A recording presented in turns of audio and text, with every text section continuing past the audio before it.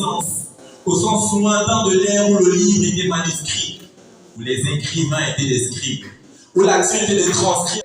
Le colloque international des femmes a fait tomber son rideau après 72 heures de mise en vitrine du genre à travers le groupe de recherche en art, littérature française, anglaise et hispanique sur le thème « La représentation du féminin à l'école normale supérieure en présence de la crème locale et internationale ». Au terme de ces 3 jours de réflexion qui ont porté sur le thème de la représentation de la femme, un thème riche tant il s'inscrit durablement dans l'histoire et qu'il évalue le chemin parcouru par la gente féminine dans sa quête pour plus de considération dans cette société parfois de plus en plus machiste. Les réflexions qui ont dépassé une centaine ont précisément porté sur les thématiques suivantes: la représentation du féminin et interdisciplinarité, représentation du féminin et sciences de l'éducation, représentation du féminin en littérature, représentation du féminin en géographie, représentation du féminin en sociologie, représentation du féminin en anthropologie, représentation du féminin en psychologie, représentation du féminin en droit, représentation du féminin en politique, représentation du féminin dans les arts, histoire de la représentation des femmes et enfin la représentation de la femme dans le sport constituerait un frein à l'évolution de la condition de la femme. Toutefois, en régime de référentialité, il y a certaines coutumes qui commencent à conférer aux femmes certains privilèges auxquels elles aspirent. S'arrimant ainsi à l'évolution du monde, il serait souhaitable que tous les peuples convergent vers cet idéal commun pour un vivre ensemble qui prône plus d'égalité de genre.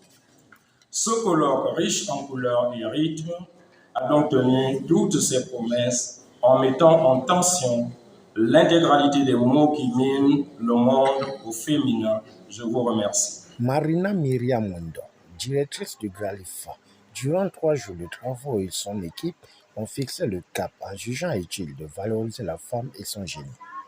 En marge du Festival des Lettres et des Arts, Festival, c'est un mini-festival qu'on a initié cette année.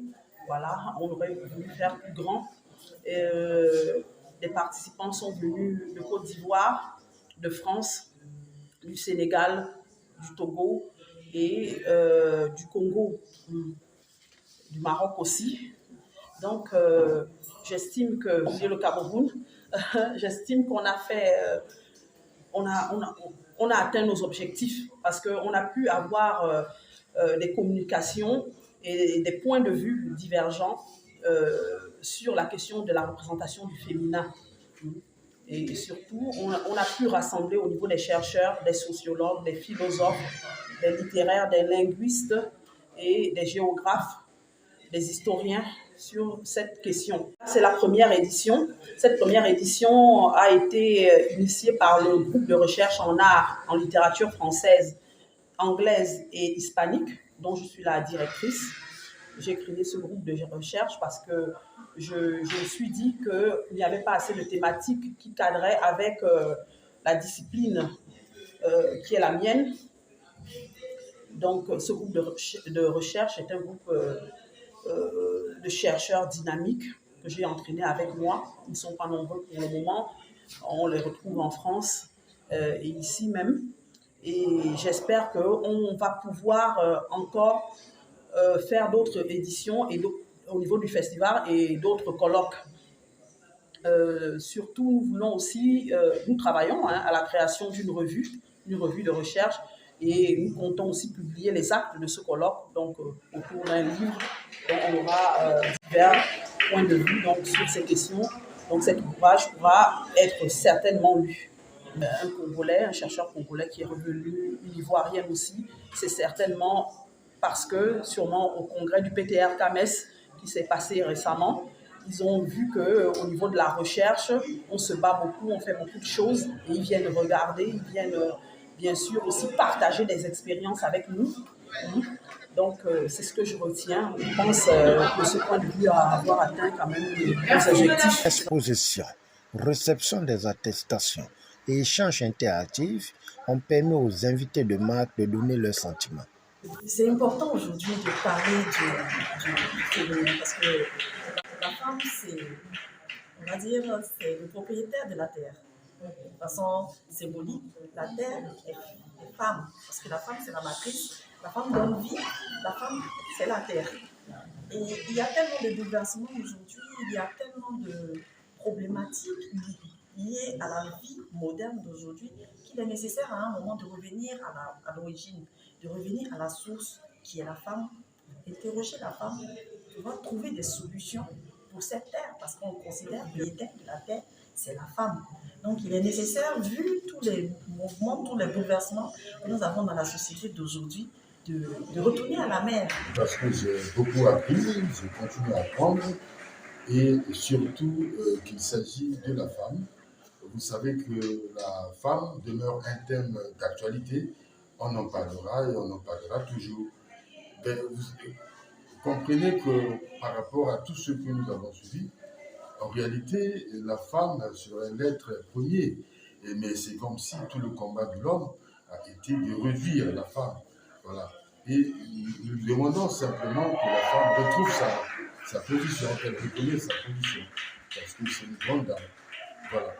Et je crois que c'est ce que j'ai rappelé là, et je reviens toujours sur ça, en évoquant le romancier congolais, le premier, Jean Malonga, qui a dit dans son roman La légende de Fuma Amazono que la femme est la sœur puinée de Dieu, l'homme n'en est que le cousin. Et même malheureusement, dans la pratique, dans la réalité, ce que nous vivons, ce n'est pas ça. Et voilà pourquoi nous sommes réunis ici pendant ces 3 jours pour réfléchir sur la situation de la femme. Évidemment, la femme doit retrouver sa place. Le grain, moi, j'interviens dans le cadre de la littérature. Et donc, dans ce contexte, je me suis intéressée à l'identité féminine, à l'épreuve des études sociales. J'ai fait là une lecture contrastive de l'œuvre du Camerounais Camille Atengankwa intitulée L'enfant de la révolte muette et celle du Français Jean-Michel Delessa intitulée La Garonne in absentia. L'objectif était en fait de montrer comment l'éthos préalable social peut créer un brouillage identitaire qui empêche la figure de l'épouse notamment de s'épanouir. C'est pourquoi nous avons au terme vu comment l'héroïne aspire à l'émancipation et comment elle y parvient. Pour la tombée du rideau du colloque international, nous notons que les résultats des travaux ont été enregistrés et consignés pour faire le chapelet du colloque avant d'être publiés pour obtenir une nouvelle vision de la représentation des femmes dans la société.